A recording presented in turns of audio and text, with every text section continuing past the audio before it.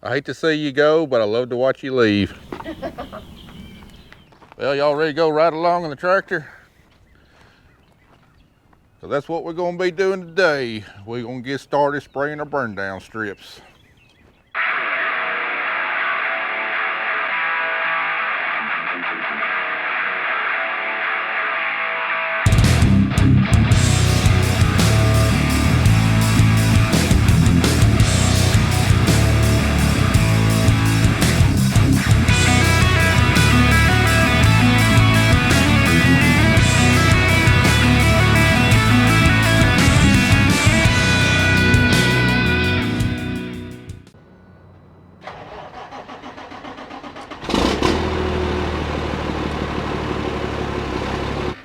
Alright, first thing is going to be to load my guidance lines. I spent a good while this morning going through all my guidance lines on my software, deleting duplicates and making sure they were all the right ones, and hopefully they all loaded up to my memory card and everything going to work out.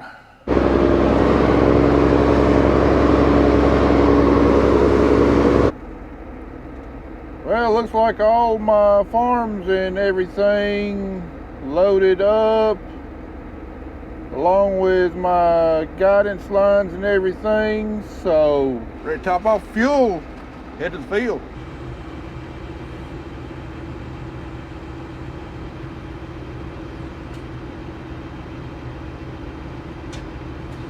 Oh, I better put my top back on the tank there. Don't want to lose it.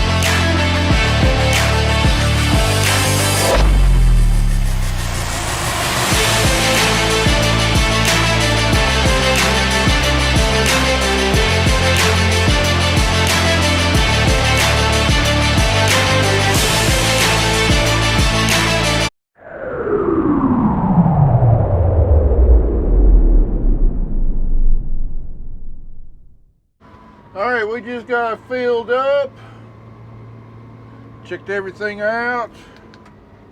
Let's give this new sprayer its maiden voyage.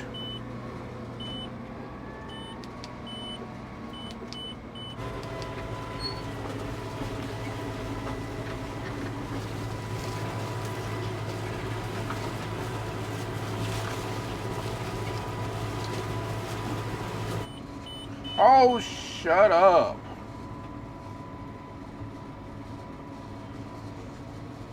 Everything looks good. It is spraying, doing what she was made to do.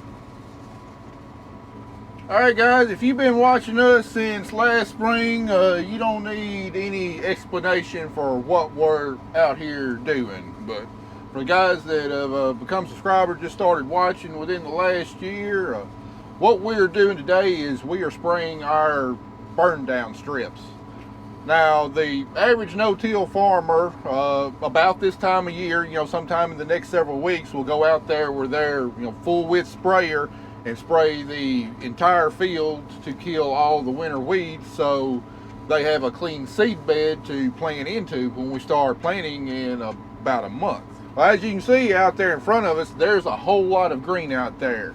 But that green that you see is not winter weeds that we just have growing up in the winter. This is a cover crop that we planted immediately following harvest last year, and these are plants that we plant in order to promote soil health, sequester carbon from the atmosphere, put it down in the ground where it can improve fertility, improve soil structure, water holding capacity, to prevent erosion. There's just a whole host of reasons that we plant these cover crops.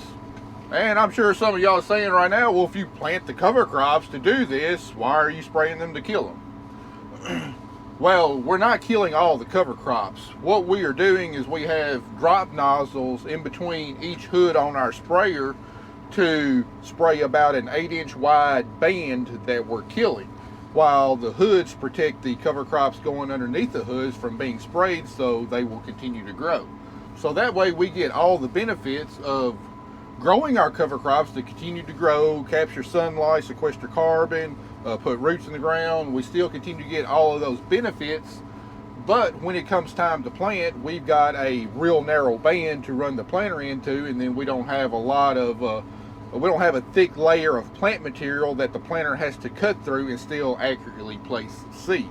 So we can get a whole lot better stand with the expensive seed that we plant, because we're able to place it exactly where it needs to be, rather than maybe some of it not going down into the seed trench, the cover crop kind of interfering with that and then causing it to be laid to the side of the seed trench and all that kind of stuff. So we get all the benefits of growing high biomass cover crops, and by the time that we plant, these cover crops are going to be really tall, especially this field, which is going into cotton. It'll be 2 months or so before this field is planted, and these cover crops, they could be 6-7 feet tall easily, and that's not a real easy scenario to plant into. But if we've got a narrow band for the planter unit to run in, we have all the benefits of cover crops, but it's just as easy as planting no-till. So I'm sure some of y'all have heard the term strip till. It's really common in the Midwest, where you only till the narrow band, you only plow the narrow band that the row unit on your planter will run in to plant the seed, to get rid of residue and give you a real nice seed bed for just the row, while you're leaving the rest of the field undisturbed. You just have narrow strips that you're planting into. It's kind of the same principle, except we're not using tillage to give us a clean seed bed in the row. We're using chemicals to kill the cover crop in the row, and that gives us the added benefit of decreasing the amount of erosion that we'll see from the field, because in our hills, water runs down the hill. Well, that loose dirt, where if you were to do strip till, it could actually create a small gully before you plant, and then you don't have a good seed bed to plant into. So, it's similar to strip till, but I believe that it has more benefits than strip till, and it has fewer negatives than what strip till does. I think this is our 5th year of doing it this way, creating our bands, and 4 out of those 5 years, this system has performed flawlessly. We got a picture perfect stand to crop, real easy to plant into. We didn't have problems with cover crops interfering with a planter. Now, last year was kind of a different story. Again, if you followed us last year, our cotton crop last year was terrible, and a lot of it started off with we didn't have a good stand. In fact, we had to kill about 30 acres of cotton that had a poor enough stand that we couldn't keep, and in fact, we should have done more.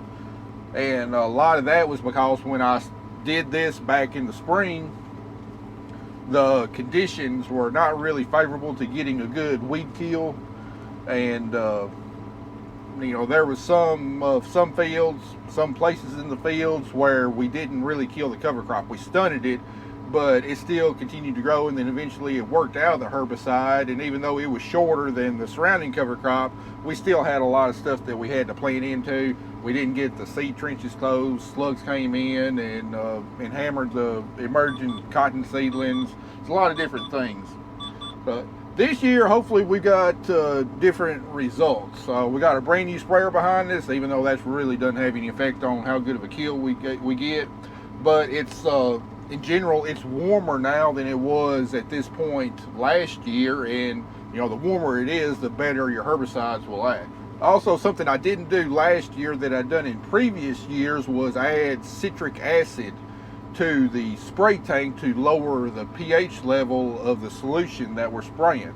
And we're spraying glyphosate in these bands, and glyphosate works better when you got a lower pH water. For whatever reason, I left that out last year. I didn't have any available, and anyway, I really think that contributed to not getting as good of a kill. But we got citric acid back in the spray tank again this year. So, but anyway, this is what we're going to be doing for the next few days. Just going back and forth across the field, 5 miles an hour, 38 foot at a time.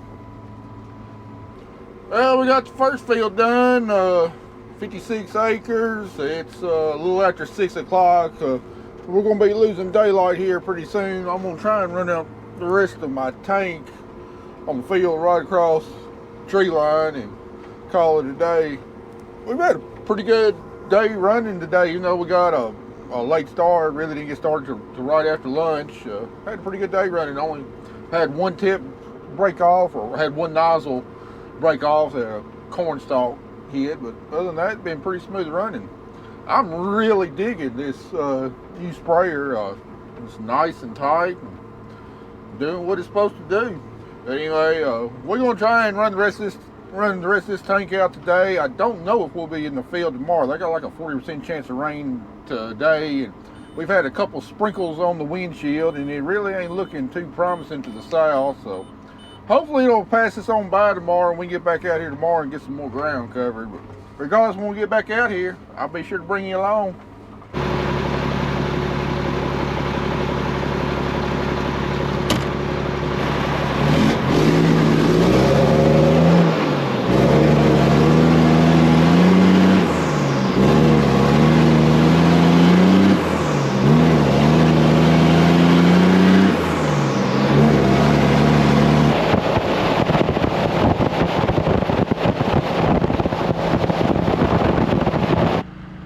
Well, I got some more high-priced nitrogen fertilizer arriving for our second application on our wheat crop. And no, fertilizer prices have not improved in the last month and a half. The first that I bought back in January was $825 a ton. Now it's risen to $855 a ton. So well over $1 per unit of nitrogen that we're getting. But if we don't buy it, we don't make a good wheat crop, and wheat's at record high prices right now, so really don't have much choice. It just sucks that when we finally get some crop prices where we can make a really good profit and maybe invest it in our operation, costs rise right along with the crop prices and take a potentially big profit away. But oh well, that's the name of the game in agriculture.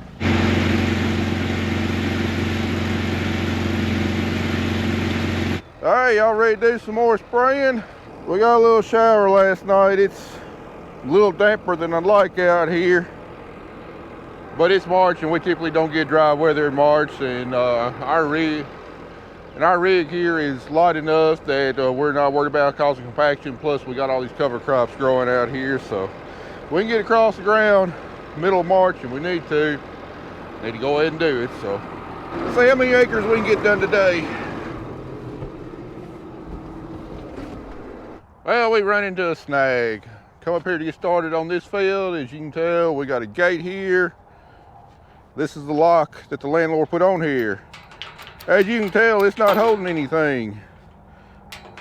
This lock right here is the one that's holding everything. Apparently the power company had to get in here sometime in the last couple of months because of these ice storms to fix some electricity that's running through this field. And of course, they didn't know where the key or had the key to the landlord's lock. So they cut the chain and then put their own lock on there to lock it back. And no, I don't have a key. So waiting on Kelly to bring some bolt cutters up here so I can cut their lock and reuse our lock. But it's not like I can be doing anything anyway because this low pressure system that's going to the south of us kind of threw a tail end of moisture up our way, and it is misting out here and it's a little cool, and well, Roundup is just not going to work that well in cool damp conditions. So we're just playing a waiting game now till Kelly gets here with some bolt cutters and the mist stops. Gotta love it. So frustrating. Kelly to the rescue once again.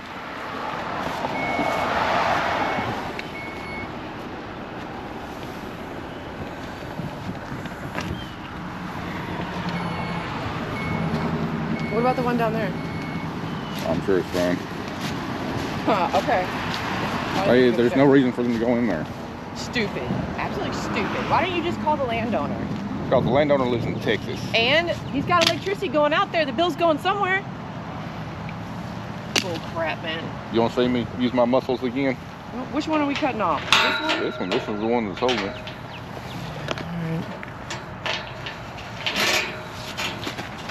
Oh yeah, this would be great. Oh, look at you. I'm not in the mood today. I'm about to cuss some people out. I mean, it's 10 o'clock and I've already gotten phone calls of just absolute absurdity. Alrighty, we are back in business.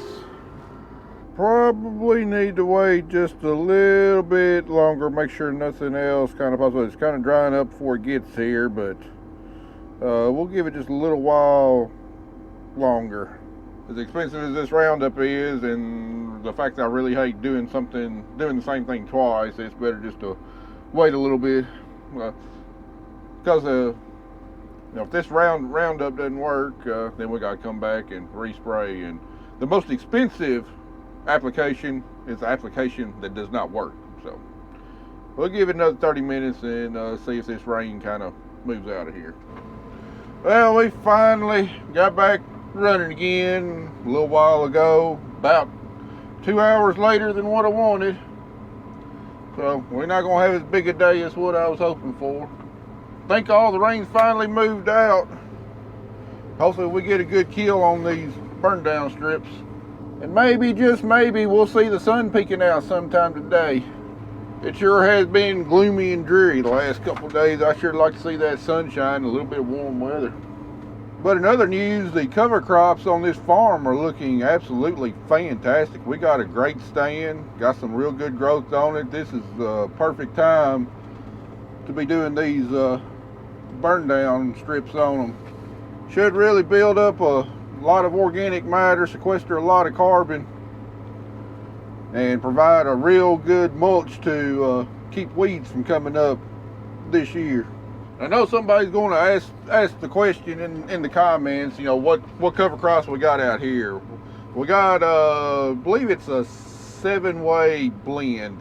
On my cover crops behind corn that's going into cotton, I cut out winter peas and vetch from the mix because our organic matter is increased enough. We're getting a good supply of nitrogen and we don't need those additional two. Plus they can really make planting a headache because they're just so viney and thick and hard to plant to, and they can grow across these strips. But anyway, our base is cereal rye.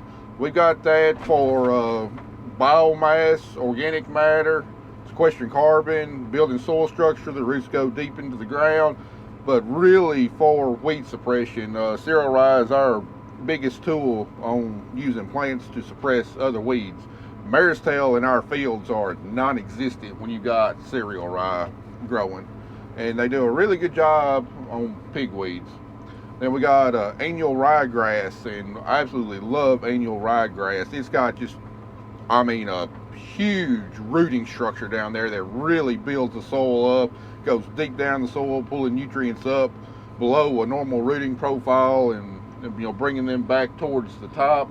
Plus, annual ryegrass has been proven to exude a substance that will break up fragipans in the soil. Basically a hard pan, and it basically turns subsoil into topsoil, which we really need on some of our fields. Then after that, those are the two grasses. Then we got crimson clover. I like what it does to the soil. It's got a big strong tap root, but it's also got a bunch of fibrous roots coming off of it too that really build soil. Plus it's a legume, it produces nitrogen, so it's the only legume that we've got No, we got one more, but it's a primary nitrogen producer that we use. We got a little bit of lentils in there. It's kind of similar to hairy veg, but we planted at a low rate. I think a pound an acre, and I mean, you know, so you're not looking at much nitrogen production. We got it in the mix too. We had radishes out here that grew. They winter killed, so they're no longer out here. Buckwheat, we had it out here, but you know, it killed at the first frost. But buckwheat's really good about rejuvenating poor soils and making phosphorus more available to the plants. And the last one is we got rape out here, rapeseed. It's a brassica just like a radish is. It doesn't produce near as big of a root, but it's really good about penetrating any hard pans. And it also exudes a substance that's toxic to pigweed, so it helps on the pigweed control out here. It looks like though that the rape just didn't do very well this winter, which, you know, we see something like that every winter. These plants that we plant for cover crops have not been bred to be real resilient and, you know, produce a lot of seed and everything. They still got a lot of native genes in them, and for that reason sometimes they can be more susceptible to adverse conditions than the crops that we grow as cash crops, just because they haven't, some of their negative characteristics have not been bred out of them. And you know, every winter we'll see a species or two that just didn't do much for whatever reason that we see. You know, one year radishes might not do well, but others will do well. This year rape's not doing well. Our cereal rye and our annual ryegrass is doing fantastic. Our clover's doing good. Other years I've seen clover not do that well, but other species do real well. So kind of give a mixed bag, but that's why we plant a multitude of species to get all of those benefits that I've listed from each species, but also we don't have a failure. We got something out there that we know is going to do well and is going to give us some benefits, kind of spreading our risk around a little. All right, well, we running on along pretty good. These clouds trying to break up, let the sun peek through a little bit. We just about got one tank run out. Going to have to go fill up here again in a minute. I'm sure you're probably wondering, you're out there spraying by yourself, what the heck are Zach and Kelly doing? Well, Zach spent this morning getting the water wagon out. Had to replace the carburetor on it, but I'm going to need to use the water wagon because tomorrow Kelly and Zach are going to need the water truck because they're going to have to spray fertilizer on wheat. We're going to go out with our second shot of nitrogen on our wheat crop, putting out about an average of about 21 gallons per acre on our wheat. So Kelly and Zach are going to try and get that done tomorrow. Got the water wagon done, sprayer service and everything, and now he's out spraying yards with our side by side, getting a burn down, kill all the winter weeds on our yards to where we'll have nice clean Bermuda at some point in May. So anyway, that's what's going on. Zach and Kelly back to shop working, and I'm just going back and forth in this big old field. Well, we finally got the beautiful day that the weatherman promised us. It done got warm outside. I had to come out of my long sleeves. Tell you what, if we had 2 or 3 days of this in a row, I can almost guarantee you we see some corn planters rolling down the roads of West Tennessee. Not mine though. Mine's gonna stay parked in the shed a little while longer. We got our first tank load run out, about 65 acres. Got about 2.5 hours of running left today before it gets too dark. See how much of this second load we can get run out today. Looks like we'll have tomorrow, and then we'll be out of the field for a while. Got storms coming in Thursday night into Friday, and then gonna have storms again possibly on Monday and Tuesday, according to the weatherman. And just in case you're wondering, I don't watch the local weatherman anymore. I found a guy on YouTube that is absolutely fantastic. He's been very accurate so far, but he gives a really good synopsis of what the weather's going to be all across the country, depending on where storm systems may come in at, and shows the models and explains why he thinks what it's going to happen, and how the models could change and all that good stuff. And he's absolutely outstanding. But if you haven't already seen this guy, this is the guy I'm talking about. His name is Ryan Hall. His channel is called Ryan Hall Y'all, I believe. Anyway, he is fantastic, and he loves storm chasing. Whenever there's severe weather outbreaks, he'll go live, and he's got several chasers that he works in conjunction with, and will live stream them on his screen along while looking at radar and seeing where all the severe threats are, tornadoes and whatnot. And I really love watching him, but he generally gives an update a couple times a week, if there's going to be weather systems move in. So if you're weather buff like I am, that's the guy you would really enjoy watching.